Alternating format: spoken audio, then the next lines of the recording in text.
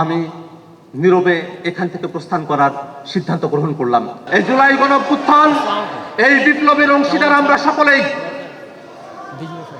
আমরা আজকে একটা রাষ্ট্রীয় প্রোগ্রামে এখানে উপস্থিত হয়েছি, কোনো দলীয় প্রোগ্রামে না।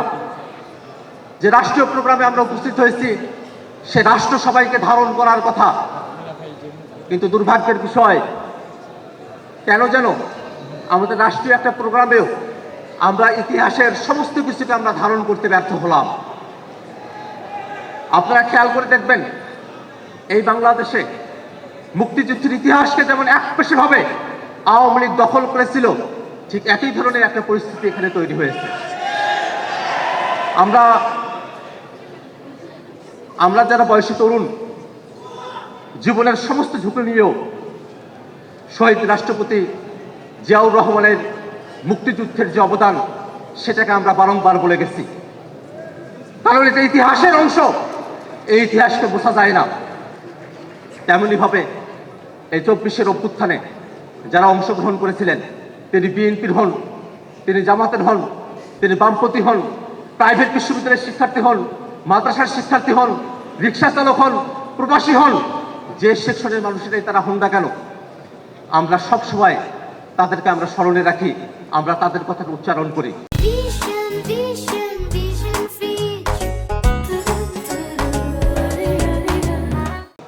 কিন্তু আজকে এখানে একটা ডকুমেন্টারি প্রদর্শিত হলো।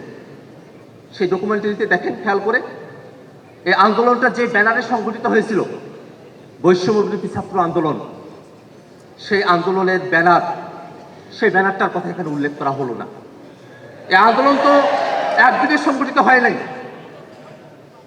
এটা ছিল কোটার দাবিতে, কোটার সংস্কারের দাবিতে একটা আন্দোলন, কিন্তু সেই আন্দোলনটার গতিপথ আপনারা যদি খেয়াল করে দেখেন, 9 দফার মতো একটা ঐতিহাসিক ঘটনা, যেটা এই আন্দোলনের গতিপথকে পরিবর্তন করে দিয়েছিল, সেই 9 দফা এখানে অনুপস্থিত থেকে গেল। আমরা খেয়াল করে দেখলাম 24-এর অভ্যুত্থানের সময়টাতে সব থেকে সাহসের যে ঘটনাটা, আনুষ্ঠানিকভাবে 3 আগস্ট শহীদ মিনারে যে 1 দফার ঘোষণা দেওয়া হলো, সে বিষয়টা এখানে বিমালুম ভুলে যাওয়া হলো।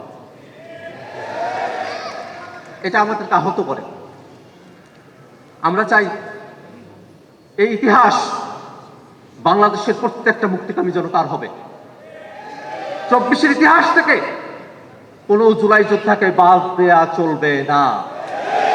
এটাই হওয়ার কথা ছিল আজকের রাষ্ট্রীয় প্রোগ্রামের ডকুমেন্টারির ভাষ্য। কিন্তু দুর্ভাগ্যের বিষয়, আজকে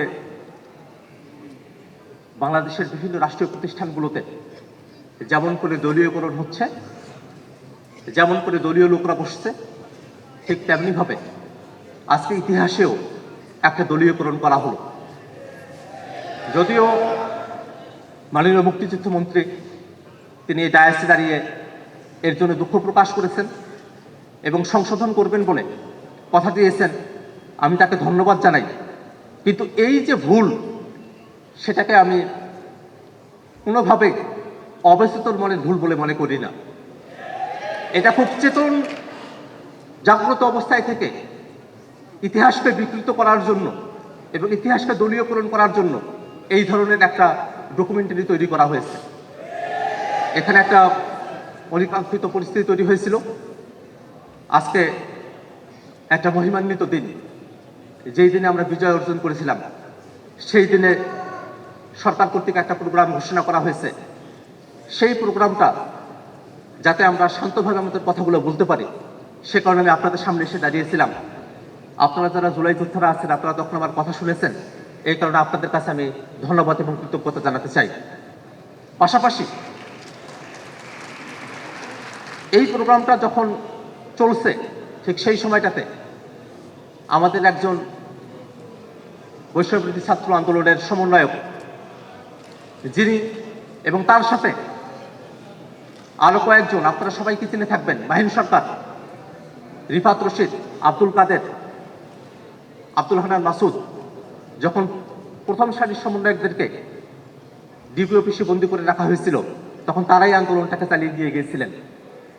কিন্তু মাহিন সরকারি অনুষ্ঠানে দাওয়াত পেয়েছিলেন, এসেছিলেন, কিন্তু তাকে এই অনুষ্ঠানে আর থাকার সুযোগ হয়ে ওঠে নাই। এই পরিস্থিতির কারণে এক ধরনের ধস্তাধস্তির পরিস্থিতিতে তাকে এই হলরুম থেকে বেরোয় যেতে হয়েছে। সেটা এখানকার শুধু পরিস্থিতি নয়, আজকে রাষ্ট্রীয়ভাবে অনেকগুলো জায়গাতেই অনেকগুলো জেলা এবং শিক্ষা প্রতিষ্ঠানে প্রোগ্রাম চলছে। সেই জেলা এবং শিক্ষা প্রতিষ্ঠানগুলোর অনেকগুলোতেই সরকার দলীয় নেতাকর্মীরা তারা এনসিপি এবং অন্যান্য নেতাকর্মীদের উপরে তারা হামলা করেছে, তাদের অনুষ্ঠানস্থল থেকে বের করে দিয়েছে। এই যখন পরিস্থিতি চলছে, ঠিক সেই সময়টাতে আমি জুলাই যোদ্ধাদের একজন হয়ে এবং আমার দলের একজন প্রতিনিধি হিসাবে এই প্রোগ্রামের সফলতা কামনা করি, কিন্তু আমার ব্যক্তিগত পক্ষে এবং আমার যারা সহযোদ্ধারা আছেন তাদের জন্য একটা সুন্দরের আকাঙ্ক্ষায় আমার পক্ষে এই প্রোগ্রামে অবস্থান করা আর সম্ভবপর নয়। আমি আজকের এই অনুষ্ঠানের মাননীয় রাষ্ট্রপতি, তাকে আমি ধন্যবাদ জ্ঞাপন করি। তিনি বাংলাদেশের পক্ষে যেভাবে অবস্থান নিয়েছেন সেটাকে আমরা ধারণ করি। তিনি একই সাথে মুক্তিযোদ্ধা, একই সাথে জুলাই যোদ্ধা, তার প্রতি সম্মান ব্যক্ত করছি। সেই সম্মান রেখে আমি নীরবে এখান থেকে প্রস্থান করার সিদ্ধান্ত গ্রহণ করলাম। আপনাদের সকলকে ধন্যবাদ।